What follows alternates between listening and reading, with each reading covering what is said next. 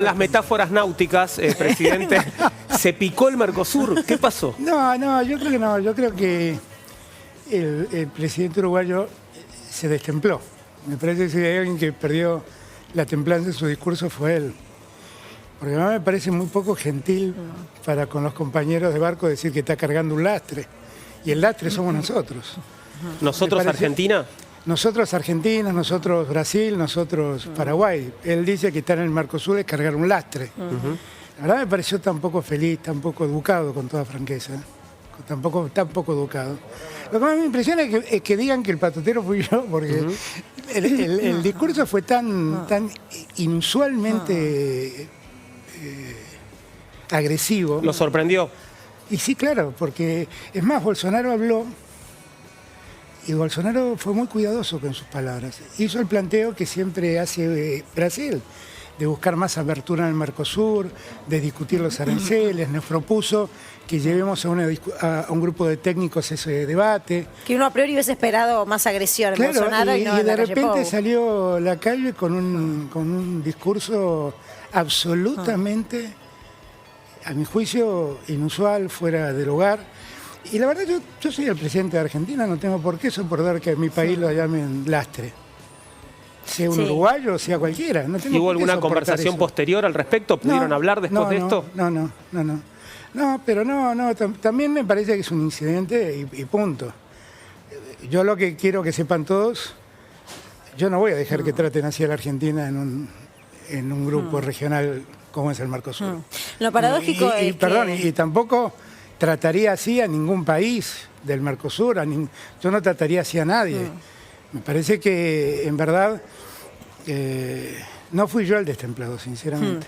Es que lo paradójico es que, en todo caso, el presidente de la República Argentina pregona y refuerza la idea de la unidad. lo propio. Y de la unidad. Y de la unidad. La unidad regional, que es de lo que hablamos. Pero algunos medios todos. entendieron otra cosa, Claro, presidente. yo hablo de la unidad discúlpeme. y el patotero soy yo, es una cosa muy impactante, muy impactante. Pero ahí hay una cuestión ideológica muy difícil de resolver, que cada uno lo resuelva con quien deba.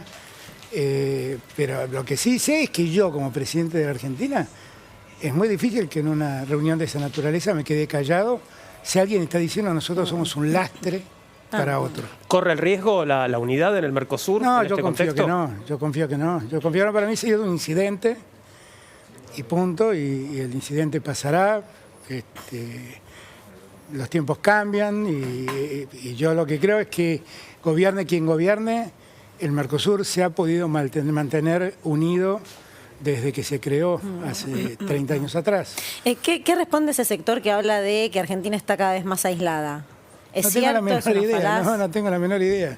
Aislada quedó cuando dejaron de prestarle plata a Macri y tuvieron que recurrir al fondo. Ahí sí estaba muy aislada Argentina.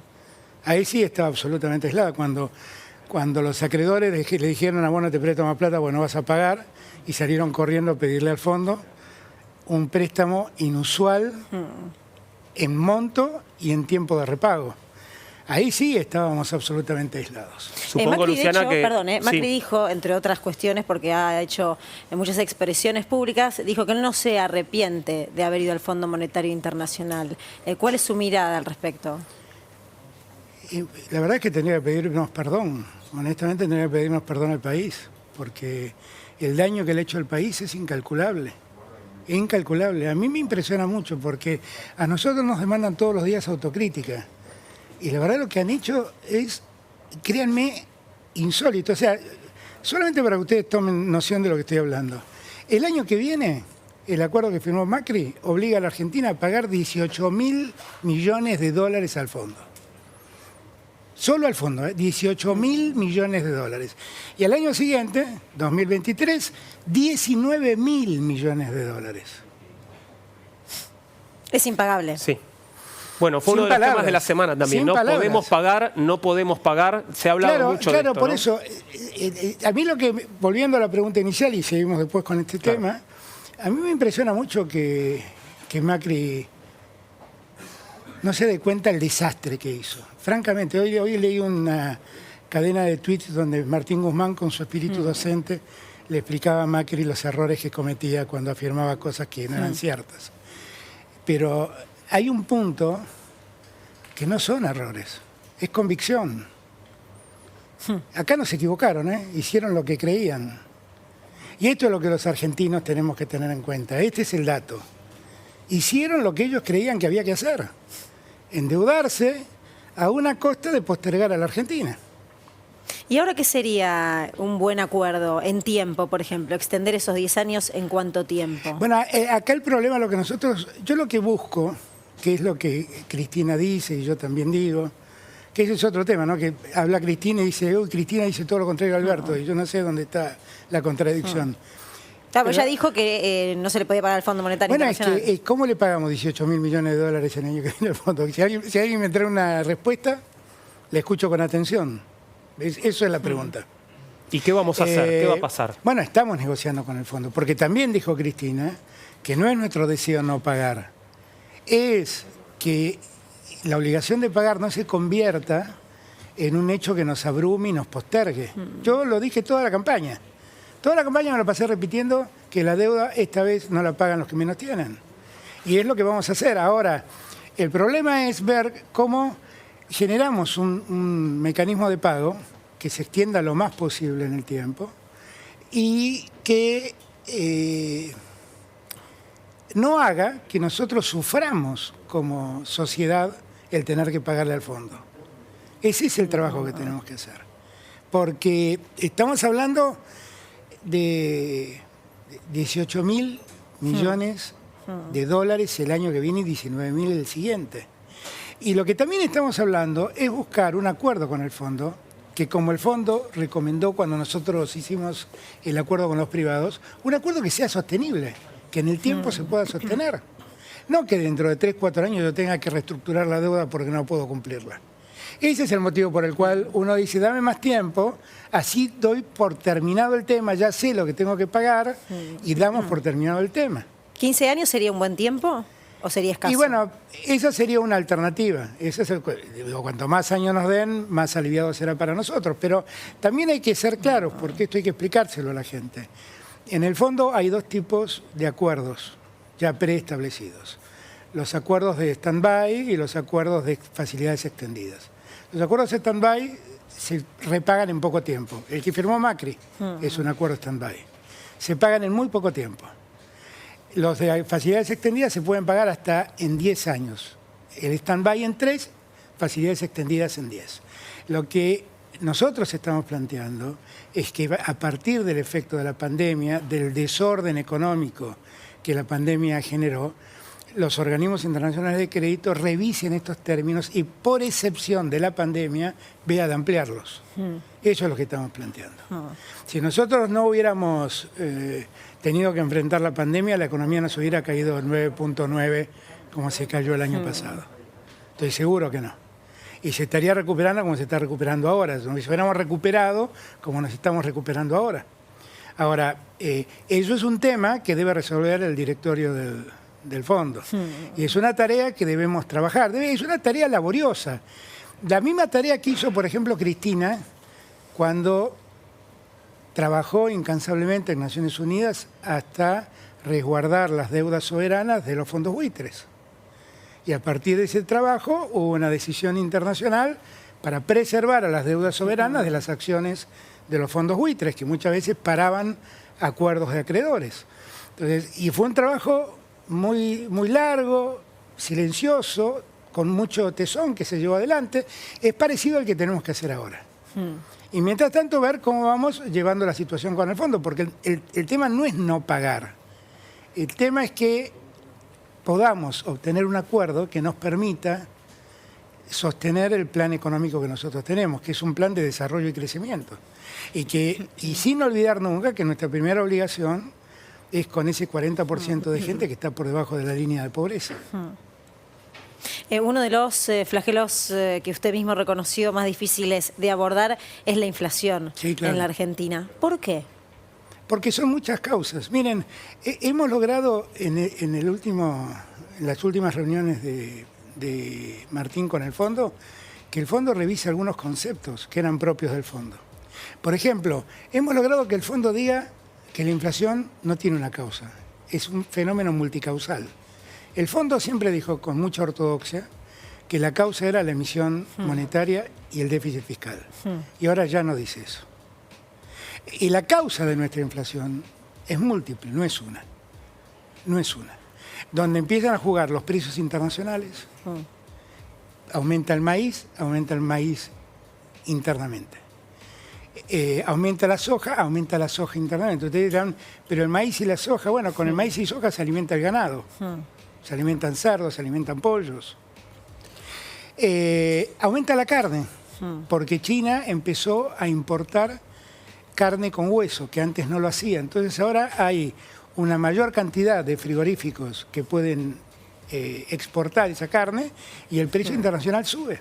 Y acá el precio está cada vez más caro. Y claro, porque lo que es mi mayor queja a los productores, los que ellos no tienen en cuenta que ellos producen en pesos, ellos no producen en dólares. Y producen en la Argentina, con energía subsidiada, con naftas más baratas. Entonces ellos no tienen por qué cobrarle a los argentinos los precios internacionales. ¿Y es cumplible el objetivo, presidente, de inflación para el 2021? Pensando cómo arrancó de fuerte, digamos, nosotros, en estos meses. Enero, febrero y marzo siempre son 3 meses, los tres meses peores del año en materia inflacionaria. El cuarto es diciembre. Con lo cual nosotros esperábamos que íbamos a tener una inflación de arranque fuerte por una cuestión de inercia, básicamente. Pues ya había empezado en diciembre a manifestarse esa inflación creciente. Lo que nosotros esperamos es que a partir de abril empiece a haber una inflación más baja y esperamos que todos entiendan que debemos contenerla entre todos la inflación. Porque no es una sola causa. No es que el Estado... Fíjense que ustedes que el déficit fiscal cayó drásticamente en el primer trimestre y eso no resuelve el problema. Entonces el problema no es el déficit fiscal. Bueno, uno de los problemas que recién lo argumentaba, presidente, y por eso el énfasis que hace el gobierno nacional en la reunión con los formadores de precios, con parte de los empresarios que forman precios. Después de esas reuniones, hoy pasado un mes de una de las reuniones de los encuentros más importantes, ¿podemos decir que están comprometidos los formadores de precios? Ahí hay que ser muy franco en un punto. Si ustedes revisan la inflación del año pasado, lo que el INDEC marca, se van a dar cuenta que los precios en góndola crecieron el 26%. Ustedes dicen, ¿qué es el precio en góndola? Es básicamente los alimentos que se compran en grandes supermercados. Las grandes cadenas de supermercados, los precios han tendido a respetarlos. Lo que pasa es que los supermercados venden el 30% de lo que se consume en Argentina. El 70% van a supermercados chinos o a locales de barrio.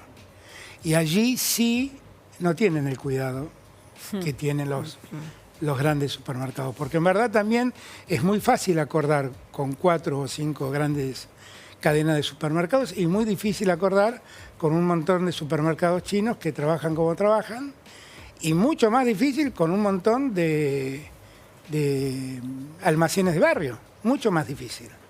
Y en verdad allí es donde se produce el mayor problema.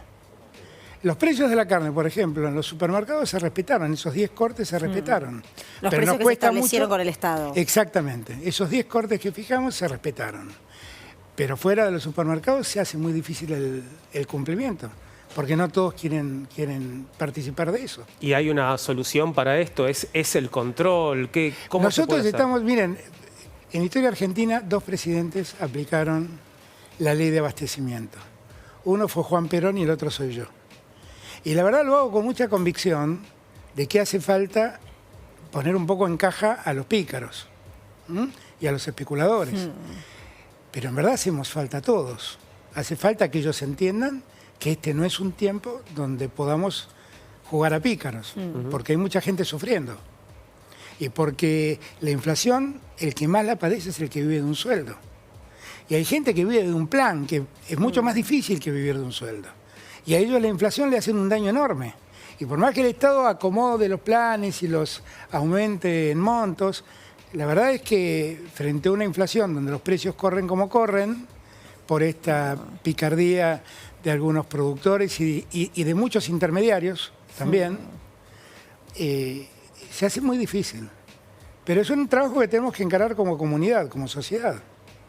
Ser muy duros y ser muy exigentes y decirle a don Juan del almacén que no se pase de pícaro y que si don Juan es víctima de un intermediario que es el que le aumenta los precios, que se lo diga al intermediario.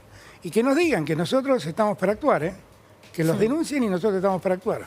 Bueno, había un compromiso por parte del gobierno de estudiar en esta cadena que hay, donde ese mayor porcentaje generaba aumentos. ¿Hay alguna conclusión? Lo estamos haciendo. Lo que es verdad también es que en materia alimenticia, porque esto no pasa solo en la alimentación, también pasa en la construcción, donde de repente falta la chapa, donde de repente empieza a faltar el hierro.